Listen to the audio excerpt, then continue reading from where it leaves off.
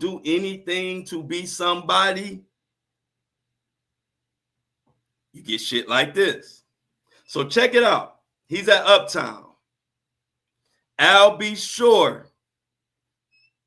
If y'all don't know, Al B. Sure was a cold singer back in the day. All the ladies love him. All y'all mamas and all y'all aunties love them some Al B. Sure. If you don't know, ask them. So Al B. Sure is the #1 artist at Uptown at this time. He's also the first platinum artist on Uptown Records. I tell you that so you can realize that Uptown was built by Al B. Sure. So now Diddy started working his way up in the ranks at Uptown Records. He ain't pushing them pencils no more. He's starting to sign artists. He's starting to put hits out. He's starting to make his name. And so Harrell put Diddy on. Diddy had a lot of power in there. And guess what? That's where Kim Porter comes into play. Now, Al B. Sure was dating Kim. They eventually had a baby together. Quincy, y'all know Quincy, and y'all know Diddy called him his baby and all that. So you know that's weird. But Al B. Sure got Kim Porter a job at Uptown as a receptionist. And so Kim would bring the baby there. And one day, Diddy walked in and saw it was Diddy's girlfriend at the time was there. It wasn't Kim. Diddy's girlfriend, I don't know, her name was Misa or something like that. Diddy's girlfriend was there, Al B. Sure was there, and Kim Porter was there with their baby. So when Diddy walked in front of his girlfriend and in front of Al B. Sure, which Al B. Sure and Kim are dating, Al B. Sure says, Diddy looked right at Kim and said, I want a beautiful girl like that. And said, Al B. Sure said he couldn't believe that shit. He said to himself, don't you, he said to himself, don't you have a beautiful girl? How you calling my girl beautiful? But that set the tone to, at that moment, Diddy was looking to steal Kim from Al B. Sure in that Uptown Records building. And that's exactly what the fuck happened. Now, before I continue, hey, Greg. Yes, sir. If you was Al B. Sure and you in the office with your son's mother, who you're dating, and y'all's baby boy,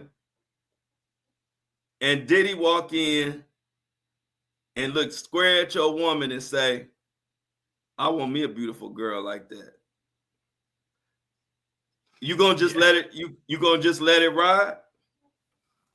No, I think it would be to our great lyricist Kendrick Lamar, squabble up.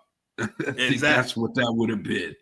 Y'all in the chat, fellas in the chat, if a guy come up to you or come up to y'all and look square in your woman's face and say, I want a beautiful girl like that, y'all riding with that? And see, I ain't dogging Al B. Sure. I wasn't there, so I don't know what the hell he did or didn't do, but he didn't do it. From what he said, he didn't do shit. But I think that set the tone for Diddy treating, like really removing Al B. Sure from the whole situation and taking his damn son. You know what I'm saying, Greg? I believe respect was lost right then. And see, that's why I don't play that shit with people. Like, I'm nice, I like to smile, and I like to stay to myself. But if you do a centimeter of some shit that I think you trying to be slick, I'm checking your ass. And anybody that know me know that about me. And it ain't about being no tough guy. It's because You give a nigga an inch, they gonna take a mile. And so when I looked at this documentary, y'all, I started really understanding how things played out the way they played out. Because this came out of Albie Shore's mouth. So I'm using his version of the story. This ain't something somebody else said. So I'm using his version of the story, and I say, oh, this is why Diddy told Kim that he couldn't come around his son and basically stole his son away from him because he never respected him, and Albie Shore didn't make him respect him at the very, very beginning. Because I got pissed even hearing that part. I'm like, man, ain't no, what type of, how you gonna just go up in somebody? So anyway, let's continue. So now Diddy is the man in Uptown. He done stole Albie Shore's woman, Kim Porter. And so he always claimed he adopted Quincy, but the documentary showed that he didn't. He didn't adopt, it was just him saying he adopted Quincy. He never technically adopted him.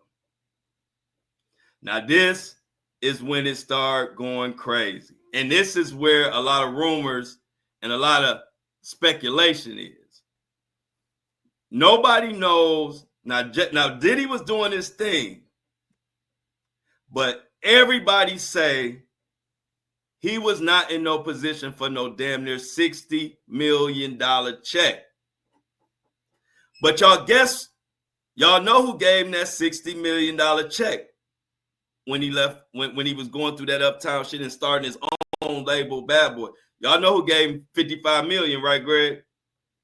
Absolutely. Clyde Davis. Clive motherfucking Davis.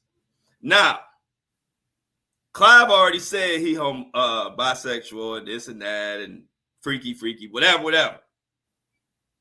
We know about Diddy. How the fuck he get 60 million in from Clive Davis? I ain't gonna touch it. Y'all smart. We ain't gonna go into that. I might go into it on one of our deep dives, Greg, but that don't make no sense.